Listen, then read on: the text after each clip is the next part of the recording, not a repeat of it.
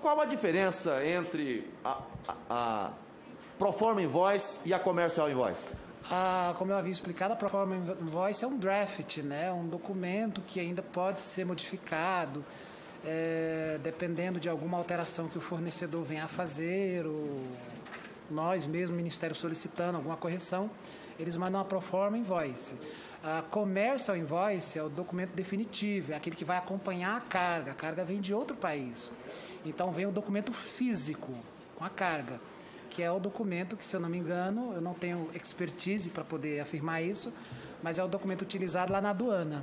O processo poderia avançar de alguma maneira com a Proforma Invoice até ao ponto de se autorizar a nota de importação e, posteriormente, no departamento que cuida da parte financeira, com a aprovação da Anvisa, se determinar o pagamento, ou teria que ser o documento Commercial Invoice? Na parte que me cabe, a Proforma Invoice atenderia aos pré-requisitos. Só que quando a gente submetesse a licença de a Anvisa para análise da licença de importação, teria que ser a outra. A Anvisa ia pedir a Commercial Invoice. Ela pede um documento original e assinado para poder anuir o processo de... O que Vossa Senhoria acaba de dizer aqui desmonta mais uma narrativa daqueles que acusam o governo dentro dessa CPI, o tempo todo. Quando fez contato com a representante da empresa, quanto a esses erros formais da Proforma Invoice, em algum momento houve resistência negativa em se proceder à correção dessas informações? Não precisa nem terminar.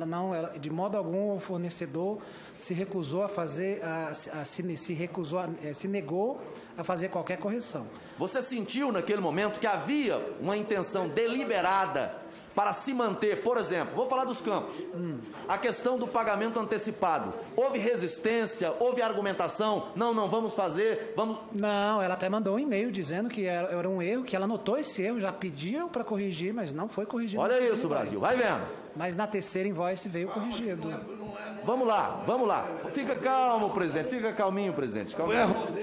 Fica calminho, presidente. Fica calminho, o relator também. Vamos lá.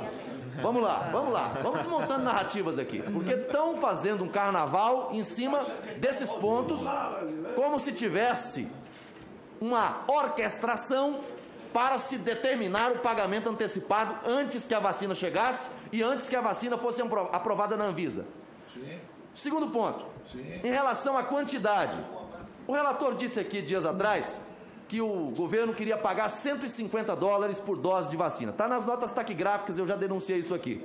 Bom, mas no campo onde fala da quantidade, estava ali 300 mil e do lado você tinha uma embalagem com 5 ml, que corresponde a 10 doses. Isso na primeira invoice que você está falando? Na primeira, na segunda e na terceira veio do lado uma especificação de que aquelas 300 mil unidades corresponderiam a 3 milhões de doses. Tiveram que desenhar. É o mesmo dizer assim, olha, meia dúzia é igual, né? Tiveram que fazer isso. Ok, portanto, nunca houve equívoco com relação à quantidade de vacina e o preço que estava sendo cobrado. Outro ponto, com relação à questão do frete e a questão do seguro, porque numa das invoices veio embutido e isso impactou o preço final, que era 45 milhões de dólares, veio ali quase 46 milhões de dólares. Quando questionado sobre isso, a representante da empresa apresentou alguma resistência em fazer essa correção para colocar o invoice de acordo com o contrato? Não, ela nunca apresentou resistência. Olha Tudo isso, que Brasil. foi pedido a ela disse, vou corrigir. Eu tenho, inclusive, troca de e-mail onde ela afirma que alguns pontos ela já pediu para corrigir e veio errado de novo, ela não sabia dizer o porquê.